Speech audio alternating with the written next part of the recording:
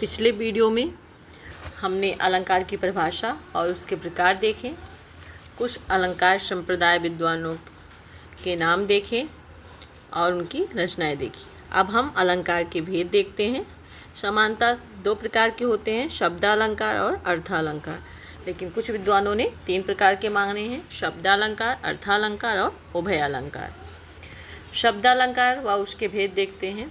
जहाँ अलंकारगत रमणीयता शब्द के प्रयोग पर आश्रित हो वहाँ शब्दालंकार होता है। इस अलंकार में वर्णों या शब्दों की लयात्मकता, संगीतात्मकता होती है। ये वर्णगत होते हैं, शब्दगत तथा वाक्गत होते हैं। कहने का तात्पर्य है कि जहाँ शब्दों, वर्णों या वाक्यों से उस काव्य में सुंदरता आए या वह काव्य अधिक शोभायमान लगे तो वहाँ पे शब्दालंकार होता है।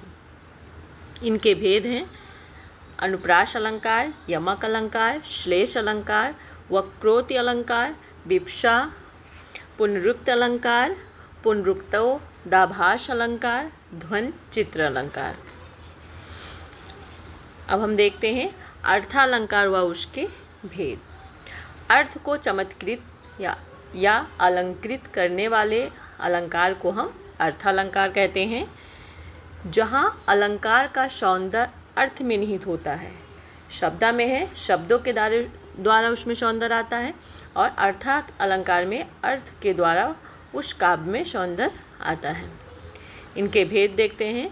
उपमा अलंकार, रूपक, उत्प्रेक्षा, असंगत, अतिशयोक्त अलंकार, अर्थांतर न्यास अलंकार, विभावना, काव्यलिंग, उल्लेख अलंकार, विरोधाभास अलंकार, शोभा उक्त अलंकार, विशेषोक्ति अलंकार, दृष्टांत, प्रतीप अलंकार, दीपक, व्यतिरेक, भ्रांतिमान, संदेह, स्मरण, निर्देशना, समासोक्ति, यथासंख्या, यथाक्रम। अब हम उभयालंकार में देखते हैं। जहाँ शब्द और अर्थ दोनों ही कोटि के चमत्कार हो उसे हम उभयालंकार कहते हैं। उभया मतलब ही होता है दोनों। इसमें प्रकार है संश्लिष्ट, नंबर 2 शंकर। हम लोगों ने अलंकार के भेद देखे और उनके प्रकार देखे। नोट में देखते हैं। उपयुक्त सभी अलंकारों के अतिरिक्त कुछ आधुनिक या पाश्चात्य अलंकार भी होते हैं, जैसे मानवीकरण जो बहुत ही प्रमुख है, ध्वन्यर्थ व्यंजना, विशेषण, विपर्य इत्यादि। कुछ महत्वपूर्ण अलंकार हैं जिनको पहचानने के लिए कुछ वाचक शब्द हैं, जैसे दृष्टांत में जिमी, यूं, ज्यों का प्रयोग होता है। उत्प्रेक्षा में मनु मानो, मनहु मानो, जन जानो, जानहु का प्रयोग होता है। उपमा में सा, समान, सम, यू, वा, सरिस, सदृश, तुल्य जैसे शब्दों का प्रयोग होता है। रूपक में दूसरा, अन्य, अपर इत्यादि शब्दों का प्रयोग होता है। संदेह में या, अथवा, कीधो, कैधो, कै, क्या इत्यादि शब्दों का प्रयोग होता है, लेकिन ज़्यादातर इन शब्दों का प्रयोग होता है। कभी कभी ये एक भी वाचक शब्द नहीं मिलते हैं। महत्वपूर्ण शब्दालंकार जो परीक्षाओं में पूछे जाते हैं।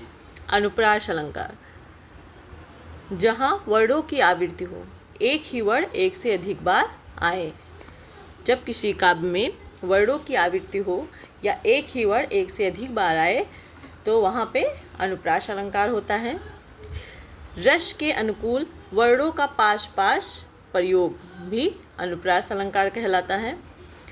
इनके प्रकार देखते हैं। 6 का अनुप्रास, जहाँ स्वरूप और क्रम से अनेक व्यंजनों की आवृत्ति एक ही बार हो या जहाँ कोई वर्ण केवल 2 बार आए। कहने का तात्पर्य 6 का अनुप्रास में जहाँ स्वरूप जो एक जैसे दिखते हैं और क्रम में जो अनेक व्यंजन है उनकी आवृत्ति एक ही बार हो या 2 बार आए तो वहाँ पे हम 6 का अनुप्रास होता है। जैसे इस करुणा कलित हृदय में, इसमें 2 करुणा और कलित का 2 बार आया है तो यहाँ पे 6 का अनुप्रास है। फिर है बंदो गुरु पर पदुम परागा, तो यहाँ पदुम परागा में 6 का अनुप्रास है। पा वर्ड की आवृत्ति हुई है 2 बार। ऐसे ही बहुत है रीझ रीझ रहा से हंस उठे, इसमें भी आपका 6 का अनुप्रास है। अति आनंद मगन महतारी, इसमें भी आपका 6 का अनुप्रास है। मदन और महतारी में ऐसे ही शब्द जहाँ पे कोई भी वर्ड एक क्रम से 2 ही बार आए, कहने का मतलब 1 से अधिक बार, वहाँ पे क्या हो जाएगा आपका 6 का अनुप्रास हो जाएगा। अब देखते हैं वृत्तीयानुप्रास।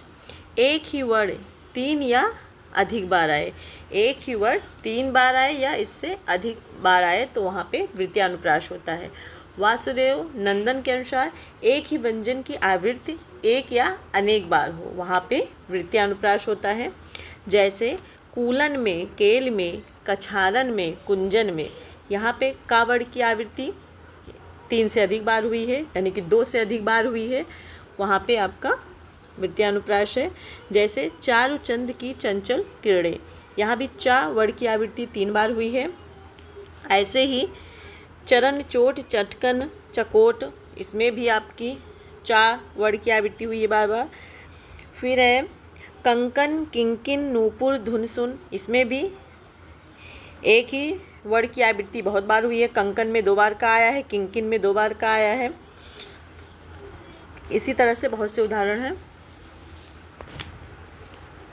अब देखते हैं हम लाटानुप्रास।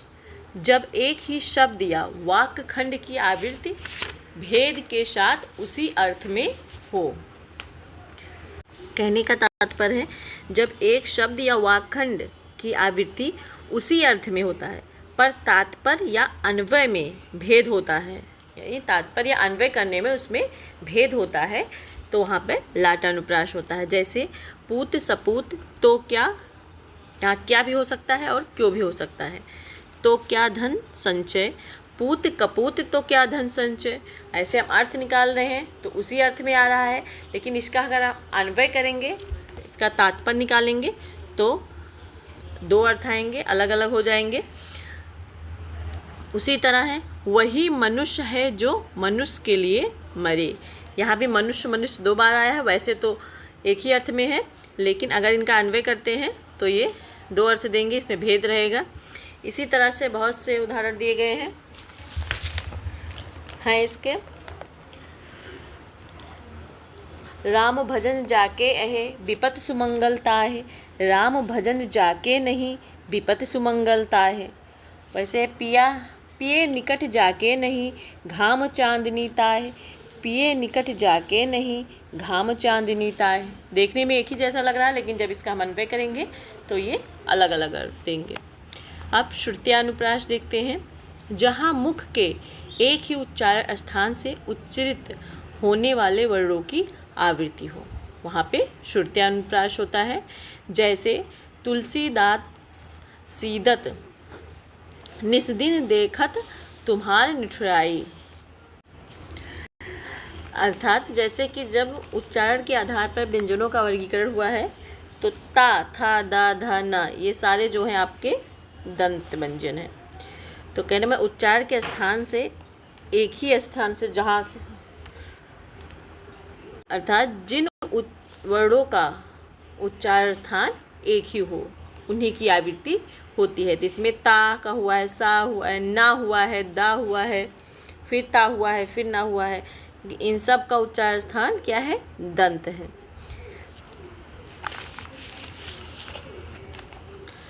अनत्यानुप्रास, जहाँ पदांत में एक ही स्वर और एक ही व्यंजन की आवृत्ति हो, वहाँ पे अनत्यानुप्रास होता है।